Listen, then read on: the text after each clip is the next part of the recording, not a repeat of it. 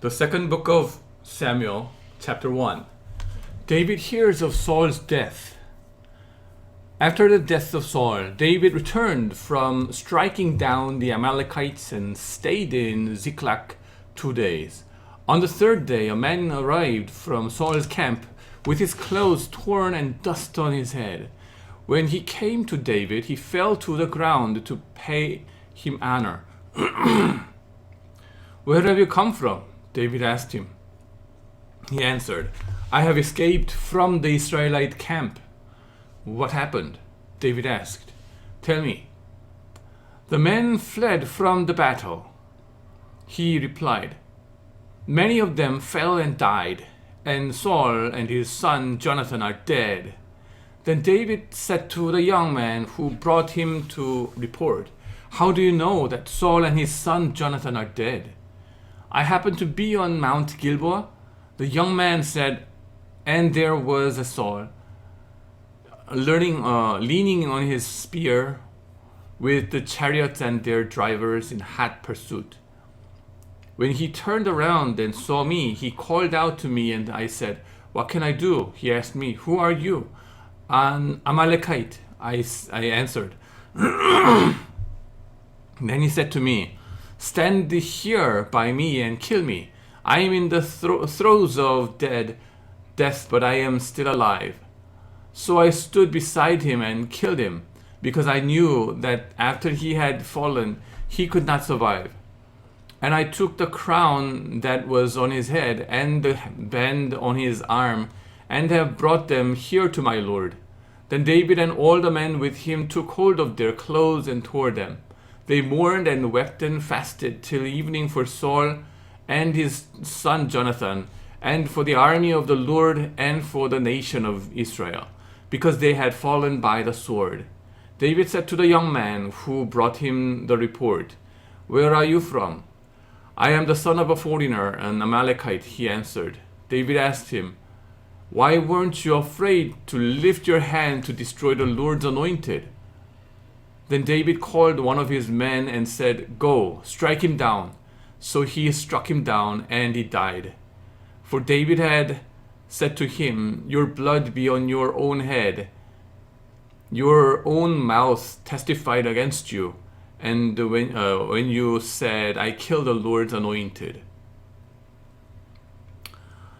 David's lament for Saul and Jonathan. David took up his lament concerning Saul and his son Jonathan, and he ordered that the people of Judah be taught this lament of the bow. It is written in the book of Jashar, "A gazelle lies slain on your heights, Israel. How the mighty have fallen. Tell it not in Gath, proclaim it not in the street of Ashkelon, lest the daughters of the Philistines be glad, lest the daughters of the uncircumcised rejoice. Mountains of Gilboa, may you have neither dew nor rain. May no showers fall on your terrace fields, for there the shield of the mighty was despised. The shield of Saul no longer rubbed with oil. From the blood of the slain, from the flesh of the mighty, the bow of Jonathan did not turn back. The sword of Saul did not return unsatisfied. Saul and Jonathan, in life they were loved and admired, and in death they were not parted. They were swifter than eagles, they were stronger than lions. Daughters of Israel, weep for Saul, who clothed you in scarlet and finery, who adorned your garments with ornaments of gold. How the mighty have fallen in battle. Jonathan lies slain in your heights. I grieve for you, Jonathan, my brother. You were very dear to me. Your love for me was wonderful, more wonderful than that of women. How the mighty have fallen. The weapons of war have perished. Chapter 2. David anointed king over Judah. In the course of time, David inquired of the Lord, "Shall I go up to one of the towns of Judah?" he asked. The Lord said, "Go up." David asked, "Where shall I go?" "To Hebron," the Lord answered. So David went up there with his 2 wives, Ahinoam and Jezreel, and Abigail, the widow of Nabal of Carmel. David also took the men who were with him, each with his family, and they settled in Hebron and its towns. Then the men of Judah came to Hebron, and there they anointed David king over the tribe of Judah. When David was told that it was the men from Jabesh Gilead who had buried Saul, he sent messengers to them to say to them, the Lord bless you for showing this kindness to Saul your master by burying him. May the Lord now show you kindness and faithfulness, and I too will show you the same favor because you have done this. Now then, be strong and brave, for Saul your master is dead, and the people of Judah have anointed me king over them. War between the house of David and Saul. Meanwhile, Abner, son of Ner, the commander of Saul's army, had taken Ishbosheth, son of Saul, and brought him over to Mahanaim. He made him king over Gilead, Ashuri, and Jezreel, and also over Ephraim, Benjamin, and all Israel.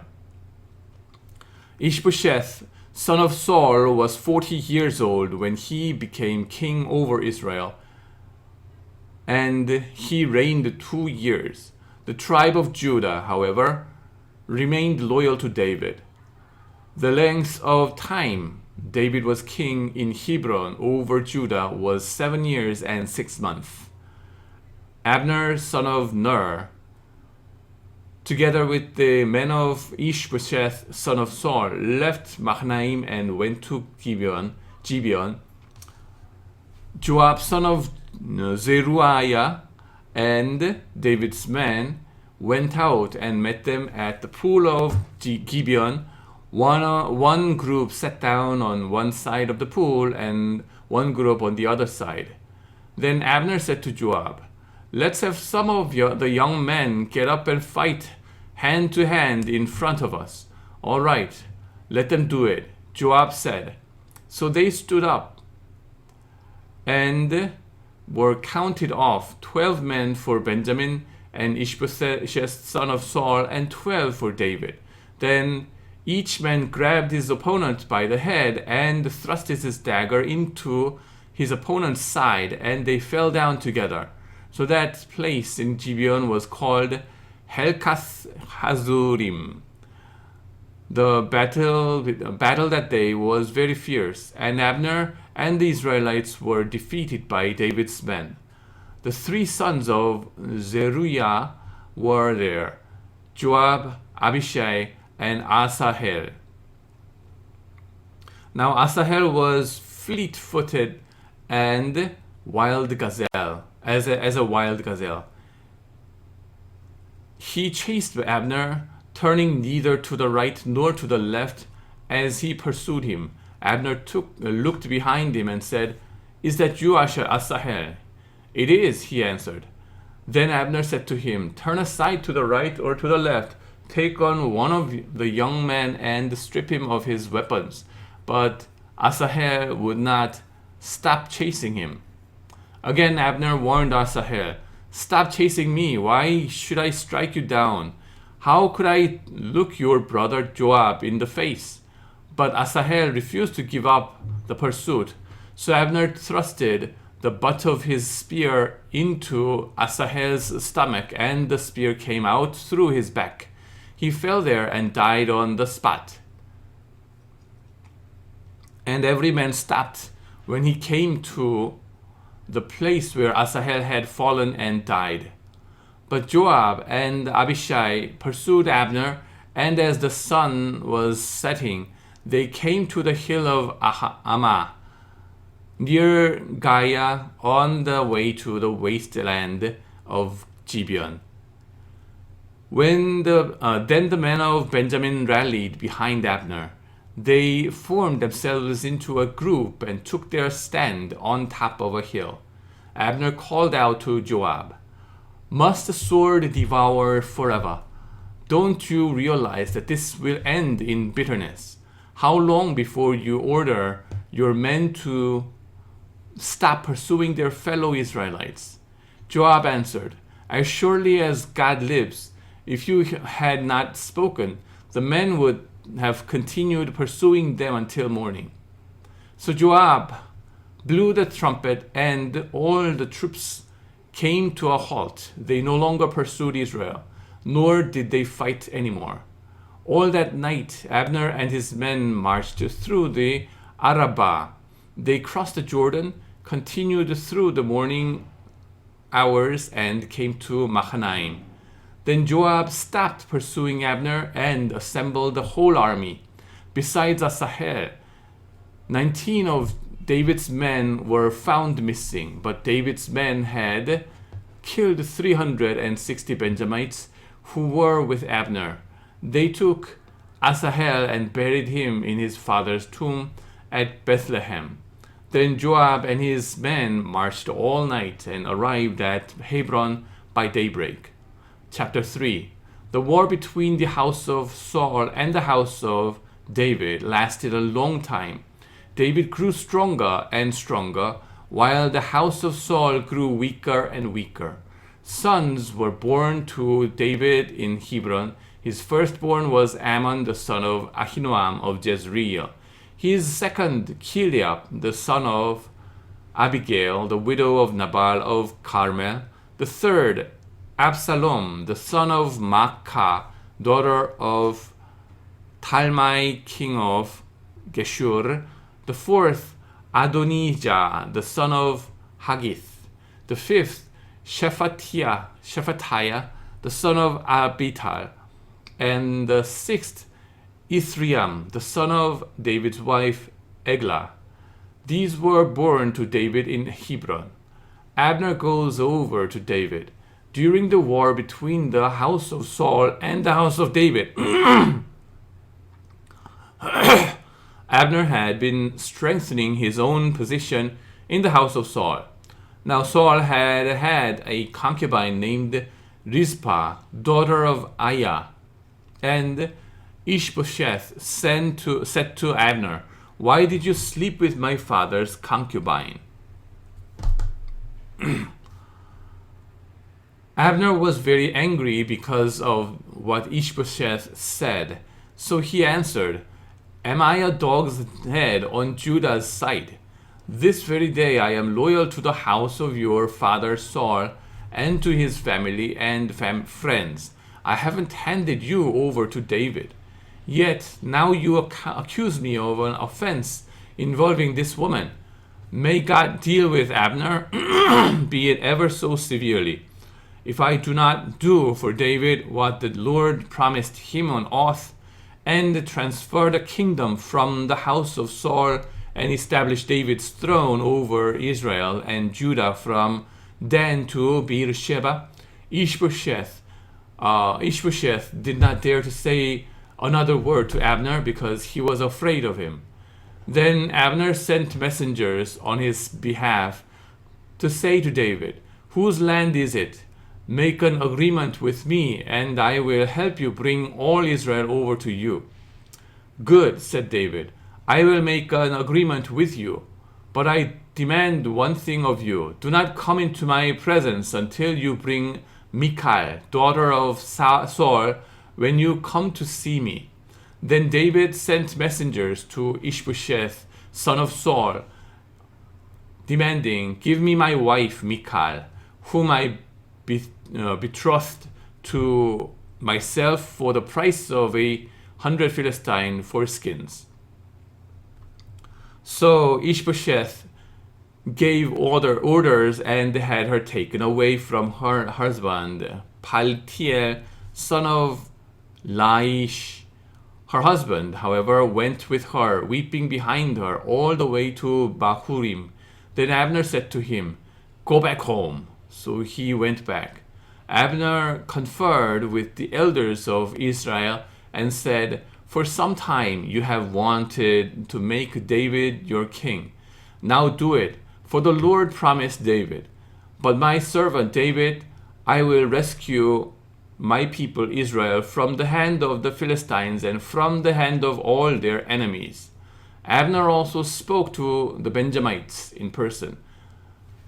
Then he went to Hebron to tell David everything that Israel and the whole tribe of Benjamin wanted to do. When Abner, who had 20 men with him, came to David at Hebron, David prepared a feast for him and his men. Then Abner said to David, "Let me go at once and assemble all Israel for my lord the king, so that they may make a covenant with you, and that you may rule over me, or rule over all that your heart desires." So David sent Abner away, and he went in peace. Joab murders Abner. Just then David's men and Joab returned from a raid and brought with them a great deal of plunder. But Abner was no longer with David in Hebron, because David had sent him away, and he had gone in peace. When Joab and all the soldiers with him arrived, he was told that Abner son of Ner had come to the king, and that the king had sent him away, and that he had gone in peace. So Joab went to the king and said, "What have you done? Look, Abner came to you. Why did you let him go? Now he's gone. You know Abner son of Ner. He came to deceive you and observe your movements and find out everything you are doing." Joab then left David and sent messengers after Abner, and they brought him back from the cistern at Sirah. But David did not know it.